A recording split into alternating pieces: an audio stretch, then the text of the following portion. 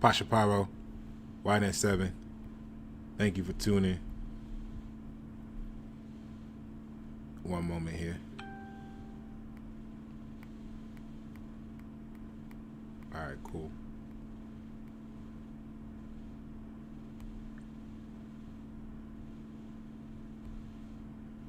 Okay, so thanks for your patience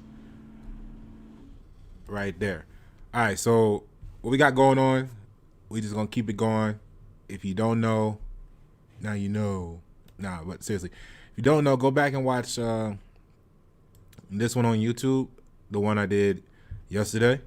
All right, we went over that, had a great introduction to the CIA document, and it kind of reviews a lot of stuff about the mind, consciousness. Before I did this research, it supports what I was saying because I didn't say it this way. But you have to go outside of yourself to really find what you're looking for in yourself. Okay, and we covered a good bit of it. Actually, about a third of the document yesterday. So that was dope. Thanks for everybody for hanging in there with me while we ran through that. Let's see here. So check that out, and that's the thumbnail for you. So you can go on the YouTube YNet7 and find that one from yesterday. If you're catching this one first, that way you'll be caught up to speed. You'll know exactly what we're talking about. I'm gonna run through a little bit more of it today, and when we get done, when we get finished today, we'll be about at the halfway point of the document. Okay, that's how deep this is. So we going in. Pasha Paroh, YN7. Get your popcorn. Okay. So we're starting off right where we left off last. Excuse me. And basically there, if you see the green on the very, very top, it is basically saying that I'll just read it for you. In addition, by resonating with the Earth's electromagnetic sphere, the human body creates a surprisingly powerful carrier wave to assist the mind in communication activity with other human minds similarly tuned. Okay? And this is where you get like attracts like. This is where you get on my level. This is where you get come down to my level. All of those statements come from this situation, this part of the complex of the energy factor. All right, so I'm gonna start here. Consciousness and energy. So we're gonna run through this, and I'm not gonna be long with y'all today, and then we can pick up either later or tomorrow. Okay. So before our explanation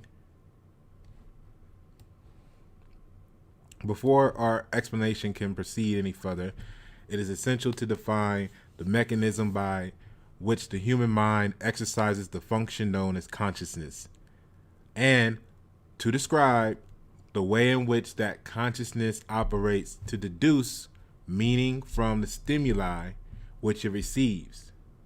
So to do this, we will first consider the fundamental character of the material world in which we have our physical existence in order to accurately perceive the raw stuff with which our consciousness must work. Okay? So the first point which needs to be made is that the two terms, matter and energy, tend to be misleading. Okay? If taken to indicate two distinctly different states of existence in the physical world that we know it. Okay? So indeed, if the term matter is taken to mean solid substance as opposed to energy, which is understood to mean a force of some sort, then the use of the former is entirely misleading. All right? So science knows that both the electrons, which they say spin, right, in the energy field located around the nucleus of the atom, and the nucleus itself are made up of nothing more than oscillating energy grids. So you heard I know you heard it here before, hold on. Let me get this right. So I know you heard it here before, and I'm pretty sure you've heard it elsewhere.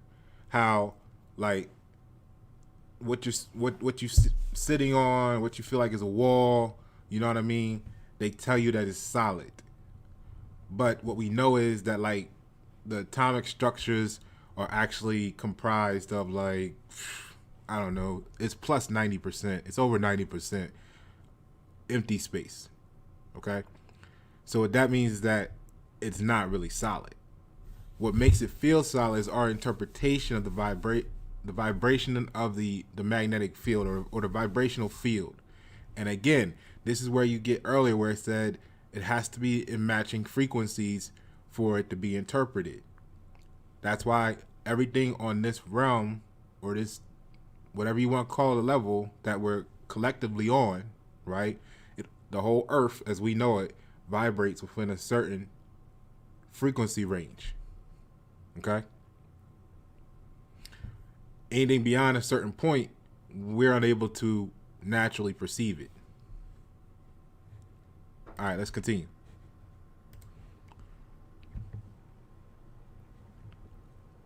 So, solid matter, in the strict construction of the term, simply does not exist. Rather, atomic structure is composed of oscillating energy grids, surrounded by other oscillating energy grids which orbit at extraordinarily high speeds. In his book, Stalking the Wild Pendulum, Itzhak Bentov gives the following figures.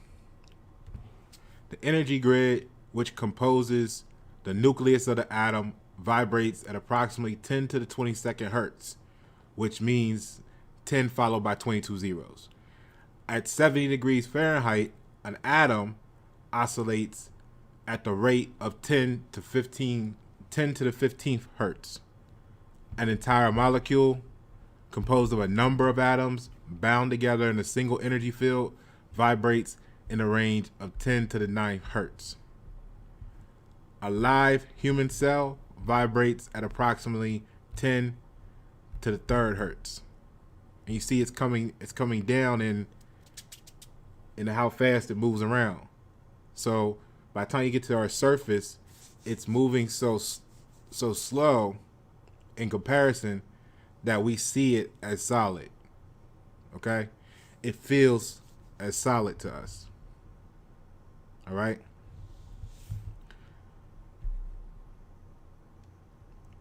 Let's see here. So the point to be made is that the entire human being, brain, consciousness, and all, is like the universe which surrounds them. Nothing more, nothing less, an extraordinarily complex system of energy fields. Again, this is where you get as above, so below. Didn't say as below, so above. All right?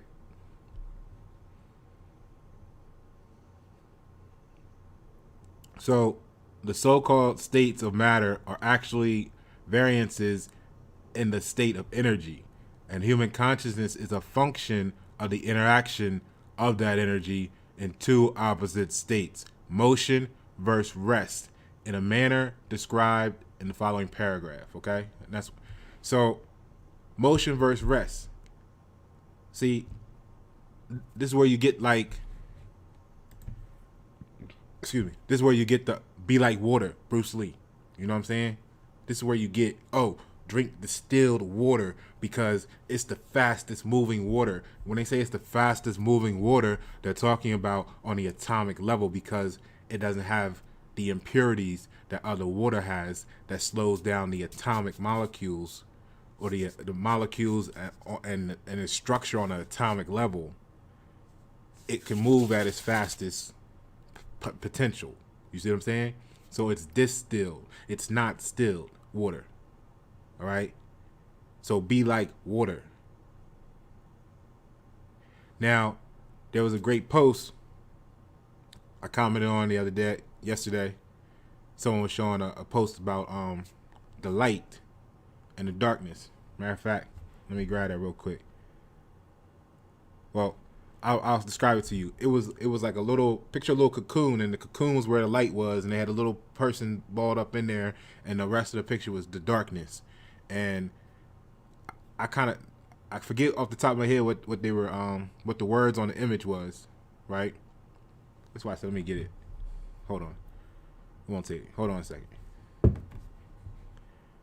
I want this to make sense. Oh, cool. I got it. I got Facebook up.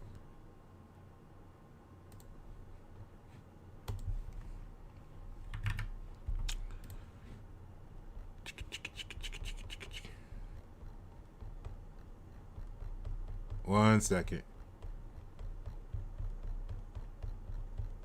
Okay. So it had a little light, right? And it said darkness has no power. It's just the absence of light. Trust in your light. When darkness comes, be the light, right? And then my response to that was darkness is just frequencies of light beyond our perception, right? Because it's really the same thing as light. It's just a different version of it. Embrace the darkness and its power. It is part of all of us as well. Okay. Hashtag balance. And then their response was, true. However, this talking about the post, this speaks more powerful to a person who is depressed and may not be spiritual. And so I was like, oh, okay. And I said this in response. I was like, okay, thanks for the exercise. When I ran that through my equation again to test it for just solely depression, because when I say stuff, I'll be speaking about it in terms of infinity, right? So when I ran it back through and really focused on, or narrowed the focus, put the laser beam, like we talked about in the last episode, on the equation or the variable range of just depression, I said it made it even more powerful why that download came through to me, or through me, you know what I'm saying? So the etymology of the word depress, 1380, is to be put down by force, overcome. Okay? So what were we talking about? We were talking about at rest versus at motion, right? So the etymology of depress, 1380, is put down by force, overcome. So the image, picture that cocoon, the little cocoon of light, you got a box, and then you got the little cocoon of light, the little person there, and the rest of his darkness, right? All around him. So I said, so the image used here is a great example. The space that the being feels they have to operate in is represented by the little light cocoon, right? They see a border, okay? Because you can see where the light kind of bleeds off and it becomes darkness, right? So I said they see a border or a termination line as their limitation, hence the pressure of the walls closing in on them. You see? So once it is accepted that the darkness is another form of light, one can go from feeling caged in to feeling free to embrace the darkness and then go explore the darkness. See, it no longer becomes a wall. Just like the walls that we got here, we think is solid, right?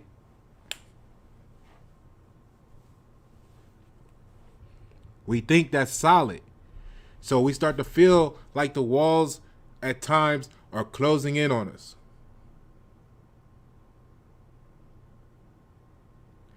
Once we realize you can put your hand, how I want to do this, you can reach through the veil, so to speak, right? You're like, oh shit, it's not going to crush me. It's not a limitation. I can go beyond the wall. Or let's put it maybe in more terms of what people know as the physical, the physical world now. Okay? And say, hey, there's a door. I can go out this door. And then, I might be in the darkness, but I can go explore the darkness. All right, cool. So once it is accepted that the darkness is another form of light, one can go from feeling caged in to feeling free to embrace and explore the darkness. This through exploration. The darkness is illuminated and their light cocoon grows again. And I was like, thank you for the exercise. You see what I'm saying? This is why I like the interaction. And I appreciate y'all. You know, I know sometimes y'all be like, this motherfucker on my page again. Yeah, you're damn right. I'm up here testing these theories, testing these equations. We doing these math problems, all right? So I appreciate y'all. And we're going to be able to help humanity because of your patience, all right? So let's get back to this real quick. So you see what I'm getting at here? So when you're depressed, you're being pushed down. You know, you got that weight of the world on you, right? Okay. So you want to get back in motion again. You want to be like water. All right, let's go. So let's talk about the holograms. So energy creates, stores, and retrieves meaning in the universe. Now check that out. See, y'all talking about your heart, or not y'all, but we got people talking about their heart and their mind. And like I've been saying, the point of this exercise we've been doing here is to showcase, nah, that's not it. I need y'all to get on the get in the atmosphere. Excuse me. Okay? So let's go. So all the data you think you got in your mind, it's just like a computer. You might have downloaded it on a flash drive. It's up in the. Why you think everything going to the cloud? Why you think everything is on the cloud right now? You go buy a new game for your PS5, your PS4, your Xbox. You can get it on the cloud. You don't even need the disc no more. Right? You go get a new program for the computer, it's on the cloud. Where your apps come from? It's a download from where? This cloud thing. Remember that. All right? Everything we use is a mimic of humanity. The engine in the car mimics the digestive system. Okay? Look into that. Everything is copying the human body and its interaction with the atmosphere, really, and its interactions. Okay, so let's get back to this. Holograms. Energy creates, stores, and retrieves meaning in the universe by projecting or expanding at certain frequencies in a three-dimensional mode that creates a living pattern called a hologram. Now, remember, we covered on YNet7, we covered projection recently. You see how easily all this stuff is to be interpreted once you can even if you don't use the scientific words. You see how we were talking about? Go back and watch the videos. Okay? I wasn't using the scientific words back then, but you can see how I'm saying the same thing as I'm saying now per the CIA research. This is why you kind of got to lose respect for the people that don't see the value in you, because you don't got a title on your name, you know, or PhD alphabet letters behind your shit. You put in hard ass work, long ass work. You just lived life maybe that long and got the experience.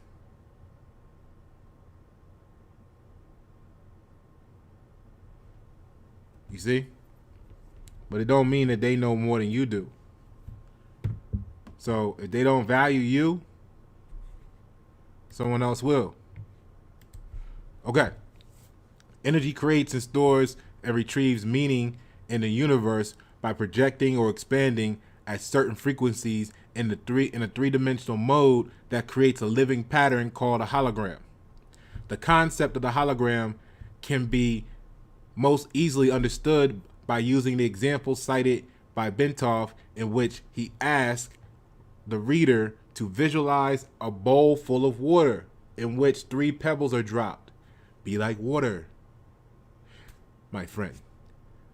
As the ripples created by the simultaneous entry of the 3 pebbles radiate outward towards the rim of the bowl, Bentov further asked the reader to visualize that the surface of the water is suddenly flash frozen so that the ripple pattern is preserved instantly. The ice is removed, leaving the 3 pebbles still laying at the bottom of the bowl. Then the ice is exposed to a powerful coherent source of light, such as a laser. The result will be a 3-dimensional model or representation of the position of the 3 pebbles suspended in midair. Holograms are capable of encoding so much detail that, for example, it is possible to take a holographic projection, there go that word again, projection of a glass of swamp water and view it under magnification to see small organisms not visible to the naked eye when the glass of water itself was examined. It's kind of like what you do with a microscope, right? So the whole concept of holography, despite its scientific implications, has only been known to the physicists since the underlying mathematical principles were worked out by Dennis Gaber. They gave him credit for that. In 1947, he later won a Nobel Prize for his work. So again, when we read this stuff, we know that ain't nothing new under the sun. They talking about they just discovered it in 1947, but if we go back to some ancient civilizations, they already was doing this shit, right? I'm sure. So, laboratory demonstration of Gaber's work only occurred years later following invention of the laser. As biologist Lyle Watson explains, the purest kind of light available to us is that produced by a laser, which sends out a beam in which all the waves are of one frequency, like those made by an ideal pebble in a perfect pond. This is why you're trying to keep your circle a certain way. This is why you got to keep your atmosphere a certain way, pure. This is why the best water is distilled, okay? So when 2 laser beams touch, they produce an interference pattern, okay? This is why when you're not on the same shit, you conflict with each other. And or, this is where you heard me say before, you're in constant competition with each other, whether you realize it or not, okay? Some days you handle it a little better than others. Some days it's a little worse. But this is why. You're because you're not aligned, you're creating interference for each other.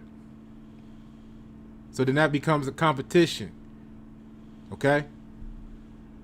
Alright, let's get back to it. The purest kind of light available to us is that produced by a laser, which sends out a beam in which all the waves, right? In which all the waves are of one frequency, like those made by the ideal pebble in a perfect pond. When 2 laser beams touch, they produce an interference pattern of light and dark ripples that can be recorded on a photographic plate. Excuse me. Okay? So, and if one of those beams, instead of coming directly from the laser, is reflected first off an object such as a human face, the resulting pattern will be very complex indeed, but it can still be recorded. The record will be a hologram of the face.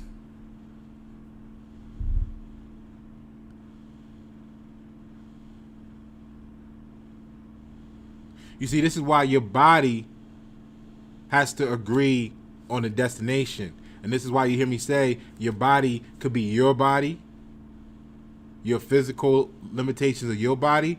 It could be your whole household as a body. It could be your community as a body. It could be your football team as a body. It could be your company as a body, your state, but we trying to get it to the whole nation.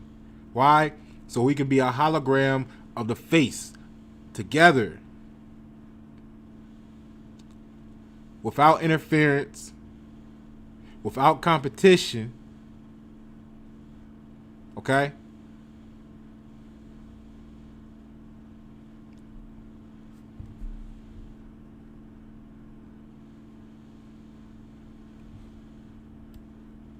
I mean, the team competes, you know, but it plays together to win. Right? If you're looking at it on a finite game theory level. Let's continue. So the part encodes the whole, and this is why this is important that we all must be aligned. It's great to break that down for you right here. So of further importance, the fact that even if we dropped our frozen hologram of the ripple pattern on the floor and it broke into a number of pieces, each individual piece would recreate the entire holographic image all by itself. This is why you have in mythology that there were once giants or they even called them gods that were broken up into little pieces, and we are the little pieces of them. And this is where you get the different groups of people supposedly from in some mythology. So you gotta know enough about everything to know something about something. Because when you break it down, every piece, every portion is a reflection of the entire hologram, no matter how small or incomplete. All right, let's continue. So the smaller the piece, the fuzzier and more distorted be the resulting holographic projection. There go that word again. But the fact remains that a whole projection would nonetheless be made. This is why people are projecting and gaslighting and talking. Well, not so much gaslighting, but this is why you have the projection. All right? This is why the people are judging you for how close you are to them, because everybody's looking fuzzy to everybody because they're fractals of the whole. All right, let's continue. The key to creating any hologram is that energy and motion must interact with energy in a state of rest, non-motion. In the foregoing example, the pebbles represent energy and motion, while the water before its agitation by the pebbles represents energy at a state of rest.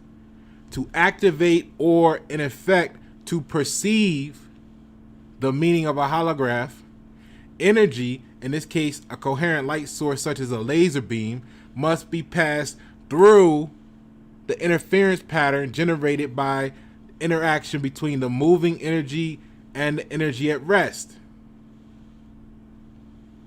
In the simple example given by Bentoff, this requirement was fulfilled by holding the frozen interference pattern in front of a coherent light to project the three-dimensional holographic image, its meaning, into space. Y'all, this is why etymology is important, because regardless of what you think it means, you still projecting its meaning into space. This is why it's called a spell. This is why y'all afraid of saying you got spirits with you that you can call up, because you scared, because you think somebody gonna judge you from something. This is, watch, you're gonna see. They call this nature. You afraid of your own nature, or they afraid of their own nature. Okay, so as Marilyn Ferguson, editor of the Brain/Mind Bulletin, tells us, another feature of a hologram is its efficiency.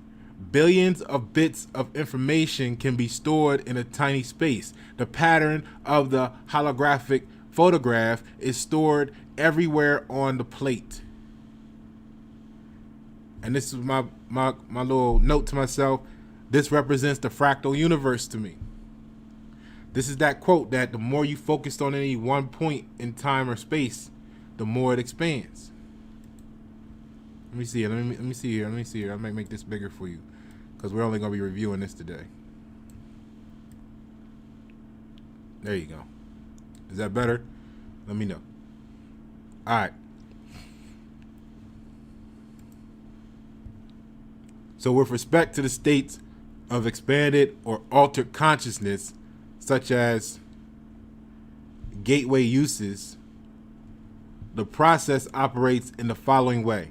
As energy passes through various aspects of the universal hologram and is perceived by the electrostatic fields which comprise the human mind, the holographic images being conveyed are projected upon those electrostatic fields of the mind and are perceived or understood to the extent that the electrostatic field is operating at a frequency and amplitude that can harmonize with and therefore read the energy carrier wave pattern passing through it.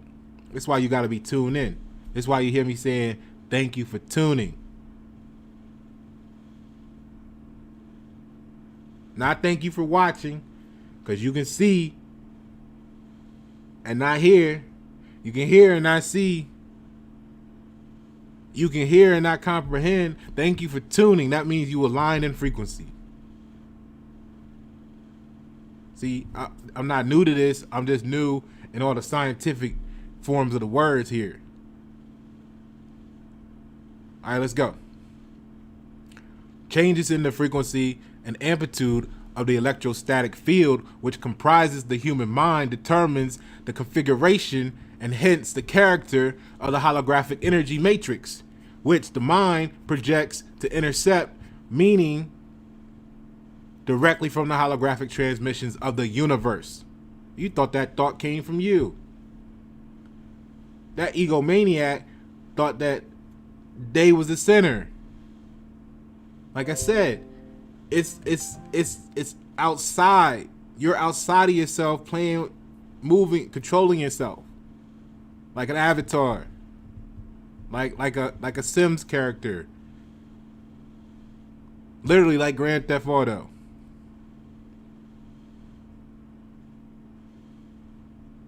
So stop arguing about, I use my heart, I use my mind. You better be using both, because it's all part of the broadcasting spectrum. And if you're not, you're disengaged, you're disconnected. It's that simple. I'm trying to get y'all whole again. Okay? A lot of incomplete folk.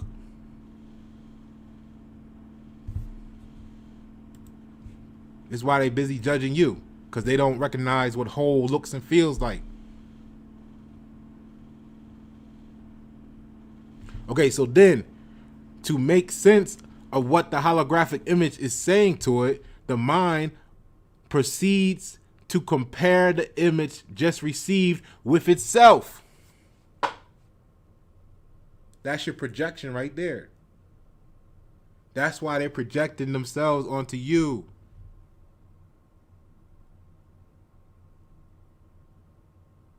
The mind proceeds to compare the image just received with itself. Specifically, it does this by comparing the image received with that part of its own hologram which constitutes memory. By registering differences in the geometric form and in energy frequency, the consciousness perceives. See the example. So it's going to compare you to what it already know. Which is why when you come with new information to people, okay? When you come with new information to people, they naturally, the untrained, the undisciplined, naturally starts telling you about themselves, what they know. Now, that could be because maybe they're responding to you, or it's because like responding to you in a way of like saying, hey, I understand that and this is how I do it, or hey, this is how I do it that could be better. If you thought about this, I'm doing it this way, how can I get better? You know, that kind of stuff. But they're always, normally, often, the untrained mind is always going to come back with some sort of representation of what they know or what they think they know.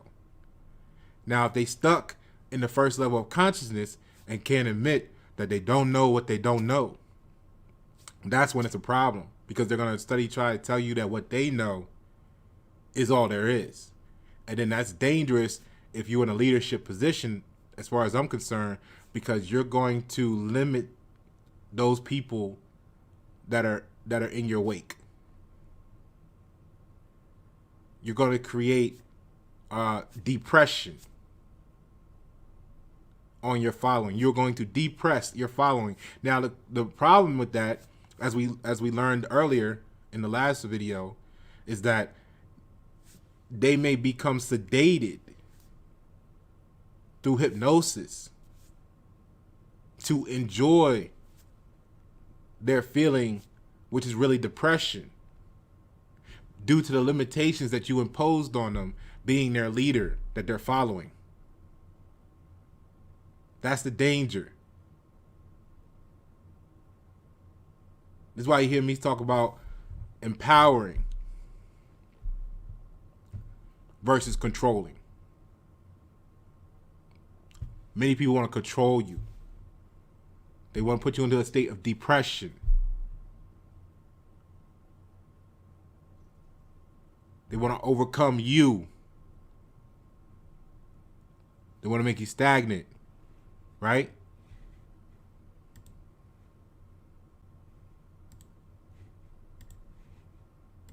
Let's get back to it.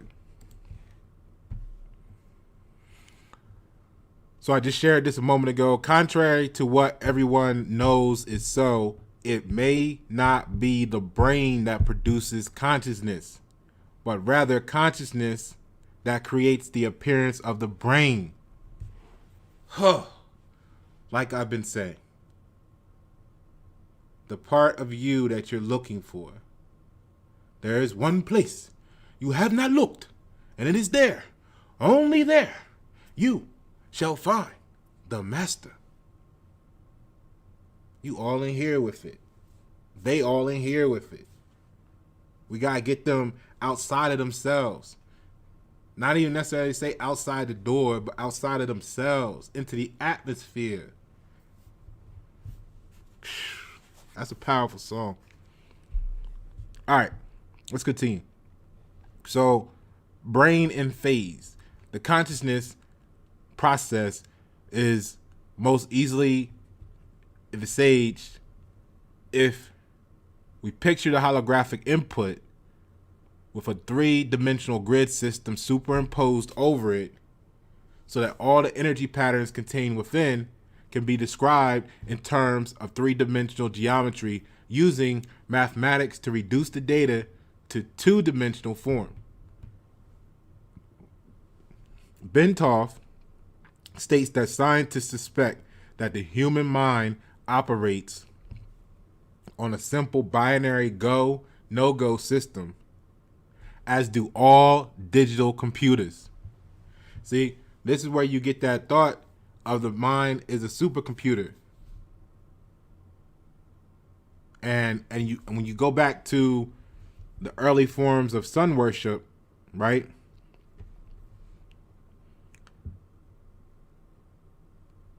What they were saying they were doing was your mind is a supercomputer. And the reason they say today that most people only use whatever percentage, whatever percentage it is, 5-10% of their brain power or whatever, is because they don't have enough energy to actually operate it at full capacity. Remember, we talked about, first of all, the brain utilizes 20%. It consumes 20% of your whole body energy. Okay? Now, if you're not tapped in the source, you like a Tesla. You know what I mean? You just running around on your own. You ain't got no connection. That battery gonna go dead. When the battery gets low, like your cell phone, what it start doing? It start cutting off options and accessories to try and maintain and prolong its life.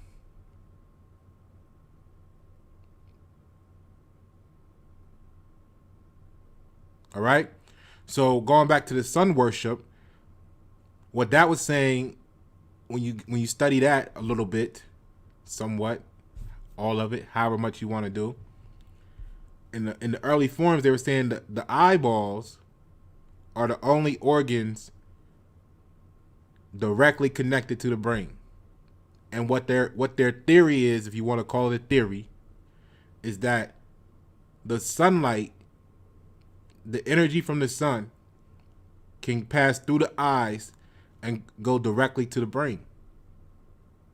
See, when we eat food, what is it coming from? If you're a vegan, it's coming from the photosynthesis and the plants, right? If you're a meat eater or something, you know, at best you're getting it from an animal that ate the photosynthesis of the plants. And then if you're eating the carnivores, you're getting it from the animals that ate the animals that maybe ate the animals that ate it from the plants. But the eyeballs, the light passes right into the sun. Now, yeah, you can get it, absorb it into your skin, right? Which has a connection eventually to the brain. But the eyeball is the direct source. So what happened was they was going through the countrysides, and they would find people out there at the sunrise and the sunset, the whole villages, the whole city or whatever, out there just staring at the sun. And that's what they were doing. That's where sun worship came from. Because they were saying that they were supercharging their minds. So now you fully charged up, imagine what you can do. You fully charged up and tapped in the source, imagine what you can do.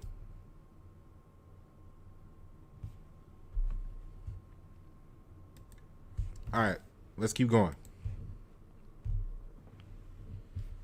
So therefore, once it superimposes a three-dimensional matrix over holographic information it wishes to interpret, and reduces that information mathematically to two-dimensional form, it can completely process it using its fundamental binary system, just as any computer made by the hand of man can process volumes of data and make various comparisons between the data and information stored in its digital memory. So you already know what they're trying to do. They're trying to play. This is where you get them saying that they're trying to play God, you know? But our minds operate in the same way, perceiving by comparison only. Bentov states the proposition this way: our whole reality is constructed by constantly making such comparisons. Whenever we perceive something, we always perceive differences only. Now, that statement is critical. Well, let me see what my notes say here. Okay, so this is only until you put the work in to see how we're alike. That takes discipline. All right? Because your natural instinct is to see how you're different.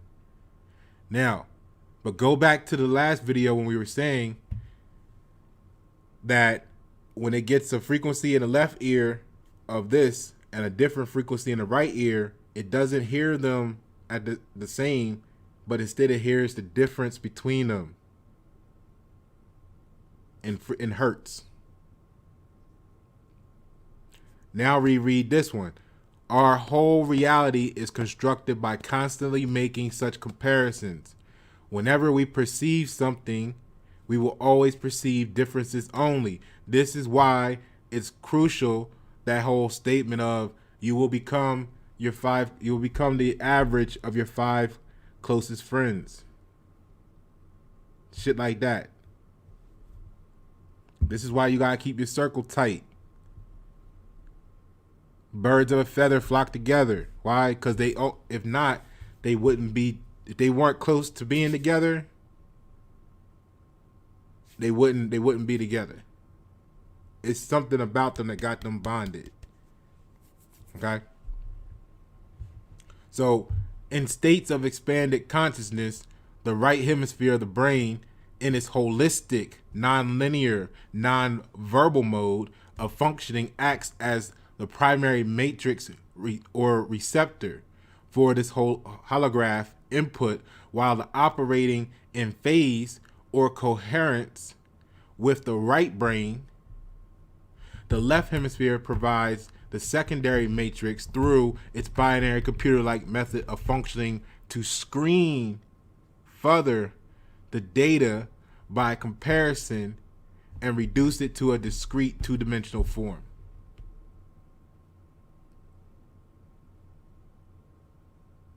Basically, the right brain doing this thing, but the left brain got to be involved to screen, or else you might as well be under hypnosis.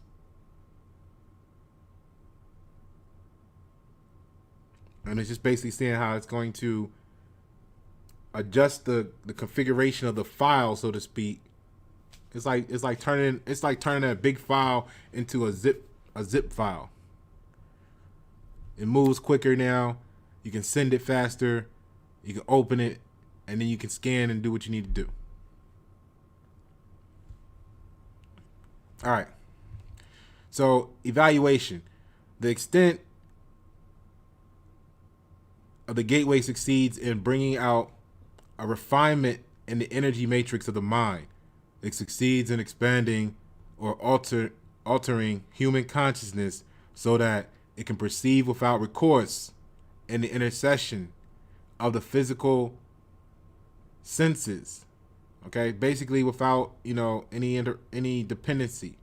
So, on the physical senses. All right. So consciousness, so that expanding or alternating or altering human consciousness so that it can perceive without recourse and the intercession of the physical senses, such that ever more of the universal hologram, not of course accessible to sense perception, can ultimately be perceived and understood. So this is how you go beyond yourself. This is how you see the shit right in front of you that you can't see otherwise.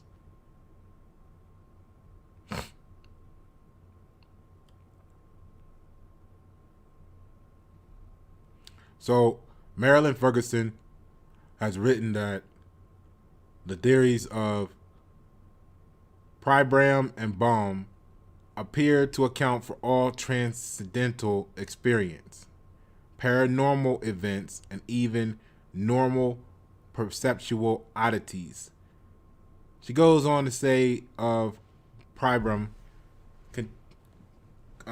currently he is proposing a startling, all-encompassing model that is generating considerable excitement among those intrigued by the mysteries of human consciousness.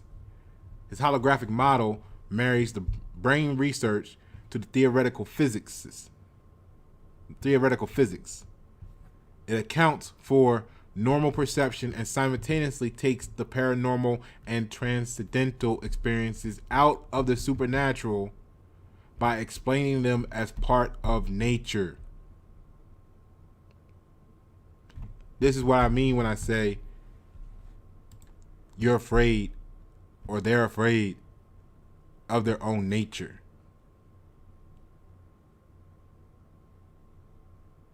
You know, there's a difference between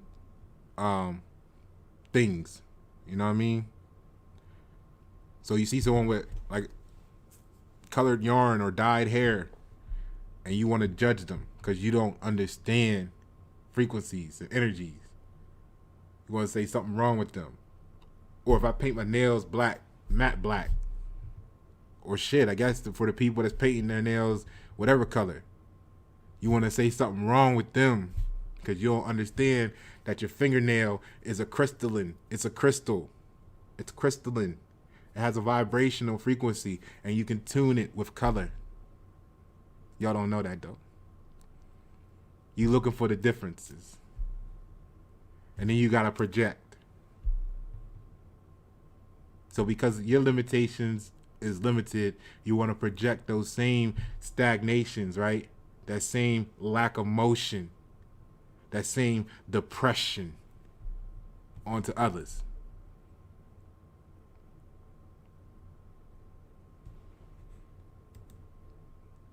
So it's a difference between saying, hey, I'm using color, vibration, frequency, and being something different in the sexual orientation. Limited minds, man. All right. Self-cognition.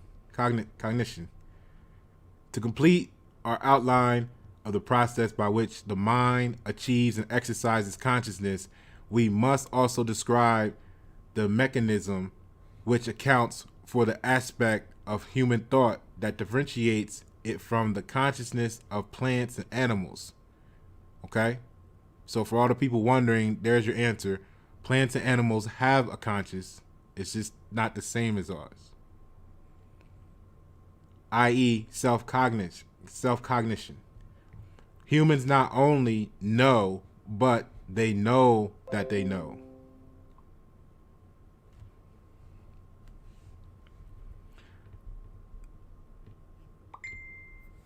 Okay, so they are able to monitor the process of their own thinking and maintain an awareness of it.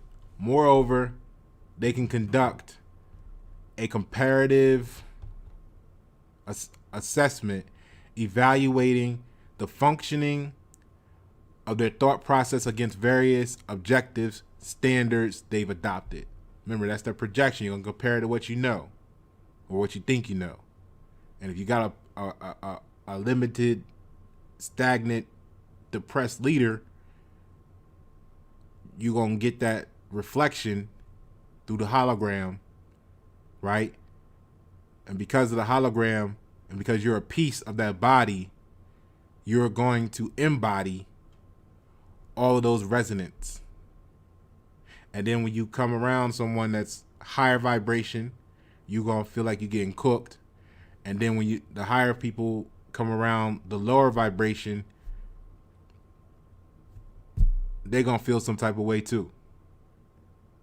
This is why you wind up interacting in your comfort zone, which is like frequencies. This is why you have the projection.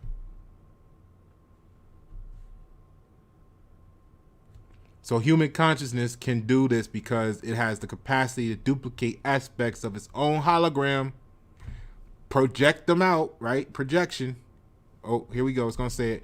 Perceive that projection, put it through comparison with memory aspect where its evaluation standards of measure are stored of its own hologram. See, this is where the egomaniac gets trapped because they can't go outside of themselves.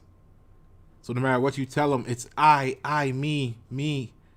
You know, you in a relationship with someone, they just did some crazy ass shit to you. You stop fucking with them, and then they like, what, you don't love me?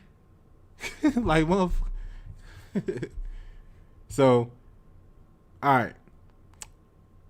And measure or senses the differences using three-dimensional geometry and then binary go, no go, pulse to yield verbal cognition about the self. See? And this is where I want to stop, because then we're going to go into time and space next, and we're going to start doing some dimensional shit. And I think that'll be cool to have it as its own little group. All right? Man, this is like, I don't know about y'all. I'm excited. I'll be excited when what I learn from observation, what I learn from the environment, what I learn from interacting with other people, and then you find, you know, the CIA the one that's the Central Intelligence Agency, is saying the same thing you are. I just did a video a while ago. I was saying, you know, a lot of people around you are going to call you crazy when you're talking about things. Even like when you're saying you're a driver, you're a traveler, not a driver. They're going to call you crazy. But when you go talk to the judge, they're going to be like, thank you for knowing. You see?